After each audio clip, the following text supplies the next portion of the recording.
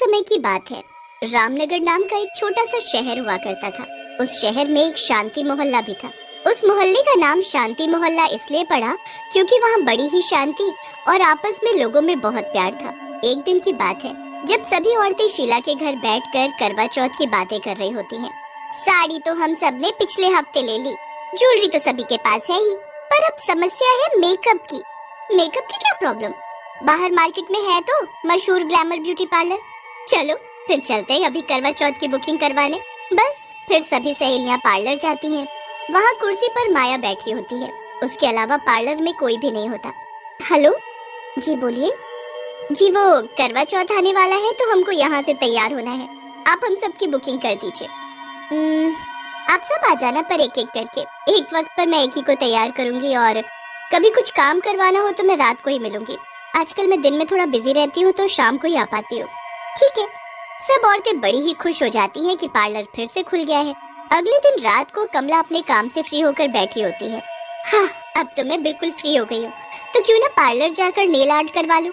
4 दिन बाद करवा चौथ है, तब तो टाइम ही नहीं मिलेगा। कविता यही सोचकर पार्लर चली जाती है। माया उसकी बड़ी ही सुंदर नेल आर्ट करती है, जिसे देख कविता बड़ी खुश हो जाती है। जैसे ही कविता पार्लर से बाहर निकलती है, माया एक चुड़ैल में बदल जाती है। अब देखना तेरे साथ क्या होगा, बड़ा शौक है ना सुंदर बनने का। फिर अगले दिन जब कविता सोकर उठती है तो उसके नाखून बहुत लंबे हो चुके होते हैं। कविता ये देखकर एकदम डर जाती है। ये कैसे हो सकता है? रात तक तो ये बिल्कुल छोटे छोटे थे। कविता जल्दी से नेल कटर लाती है और अपने नेल्स काटने लगती है। जैसे ही कविता अपना पहला नाखून काटती है, उसे बहुत दर्द होता है। ऐसा लगता है जैसे वो अपनी खाल काट रही हो। कविता के सारे नेल्स ऐसे ही दर्द करने लगते हैं, जिसकी वजह से वो उन्हें काट ही नहीं पाती। अब कविता घर में छुपकर बैठ जाती है ताकि कोई उसका मजाक न बनाए। अब अगले दिन उसी की तरह सविता अपने वैक्स करवाने पार्लर पहुंच जाती है। माया उसके बड़े अच्छे से वैक्स करती है। सविता भी बड़ी खुश होकर आती है, पर उसके पीछे माया वापस चुड़ैल बन जाती है। वैक्स करवाने का बड़ा शौक है ना? अब तो तेरे साथ ऐसा होगा कि वैक्स से तेरा कुछ नहीं हो पाएगा। बस फिर सविता जब अगले दिन सोकर उठती है तो उसके हाथ पैरों पर भालू जैसे बाल उग चुके होते हैं। सविता अपने आप को देखकर चिल्लाने लगती है, ये क्या हो गया? ये कैसे हो सकता है? कल ही तो मैंने वैक्स करवाई है और ये भालू जैसे बाल। अब मैं क्या करूं? बाहर गई तो सब मुझे ऐसी हालत में देख लेंगे। सविता भी शर्म से बाहर नहीं निकलती और घर में छुपकर बैठ जाती है। अब तीसरे दिन पिंकी सोचती है कि क्यों ना मेहंदी लगवा ली जाए। वो भी पार्लर जाती है और माया से मेहंदी लगवा लेती है। मेहंदी लगवाकर वो जैसे ही पार्लर से निकलती है, माया फिर चुड़ैल में बदल जाती है और बहुत हंसती है। ये मेहंदी कल तेरे हाथों में क्या रंग लाएगी, तूने सोचा भी नहीं होगा। अगले दिन जब पिंकी सोकर उठती है तो उसके हाथों में गंदे छाले पड़ चुके होते हैं और उसे भयंकर खुजली होने लगती है। छालों की वजह से वो खुजा भी नहीं पाती और उसी वक्त डॉक्टर के पास भागती है। अब बस करवा चौथ का आखिरी दिन बचा होता है। शीला भी सोचती है कि जाकर फेशियल करवा लिया जाए। अब वो भी पार्लर आ जाती है। हेलो माया, मेरा अच्छा सा फेशियल कर दो जिससे मेरा चेहरा चमक उठे। हाँ हाँ, क्यों नहीं। माया शीला का फेशियल करने लगती है। फिर एकदम शीला की नजर सामने जाती है। सामने कोई शीशा ही नहीं होता। अरे पार्लर में एक भी शीशा नहीं है। पार्लर में तो शीशा जरूर होता है। हाँ जी, वो टूट गया था तो मैंने बनने दे रखा है। अच्छा ठीक है। माया अब शीला का फेशियल करने लगती है। फेशियल के बाद अब शीला को अपना चेहरा देखना होता है। कोई छोटा शीशा हो तो वही दे दो, मुझे शक्ल देखनी है।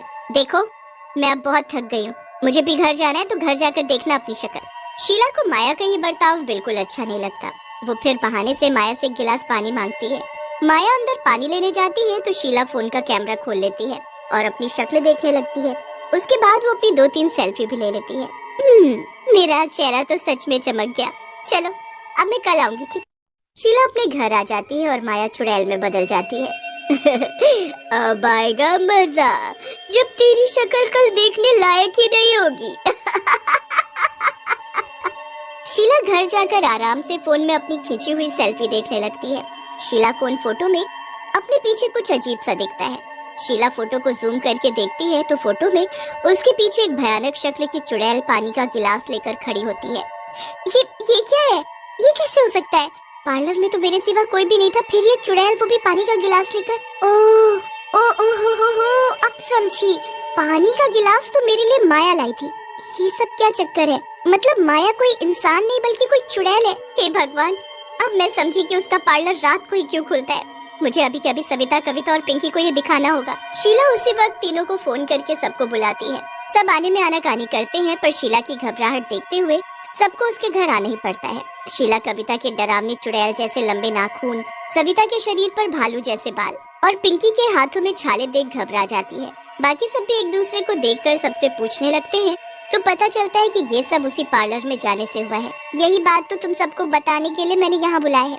ये देखो मेरे फोन में फोटो, मैं भी उस पार्लर में गई थी। मैंने वहाँ अपना फेशियल करवाया, पर शक्ल देखने के लिए वहाँ शीशा ही नहीं था, तो मैंने फोन में शक्ल देखी और लगे हाथ 2-3 सेल्फी भी ले ली। फिर जब घर आकर मैं अपनी सेल्फी देखने लगी तो मुझे उसमें अपने पीछे ये चुड़ैल दिखी। मैंने तो माया से पानी मंगवाया था और मेरे पीछे उस वक्त माया ही खड़ी थी, तो बताओ ये चुड़ैल कैसे बन गई? मतलब माया एक चुड़ैल है। चुड़ैल का असली रूप शीशे में दिख जाता है, इसलिए उसने अपने पार्लर में शीशा ही नहीं लगा रखा और वो तभी रात को पार्लर खोलती है। अब हम क्या करेंगे? उस चुड़ैल ने हमारी ये हालत कर दी है। क्या मैं जिंदगी भर इन भालू जैसे बालों के साथ रहूंगी? नहीं, हम जरूर कुछ करेंगे।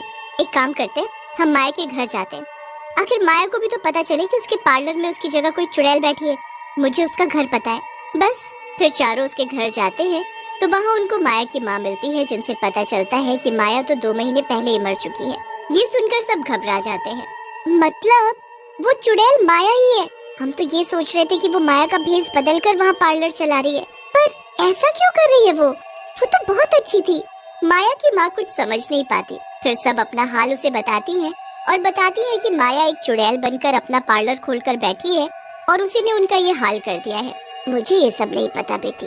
हाँ, पर उसकी शादी थी, इसलिए उसने कुछ दिन के लिए पार्लर बंद रखा था। शादी के अगले ही दिन जब दोनों पति पत्नी घूमने जा रहे थे तो उनका एक्सीडेंट हो गया और उसका पति मर गया। बेचारी बड़ी दुखी थी, पर उसको सजने संवरने का बड़ा शौक था। खुद को ऐसे शीशे में देखती तो बहुत रोती थी। उसके ससुराल वाले उसे मनहूस बोलते थे। थोड़े दिन में तो वो ऐसी हो गई कि किसी को सजे सवरे देखती तो उससे चिढ़ने लगती थी। अपनी बहन से ही चिढ़ने लगी।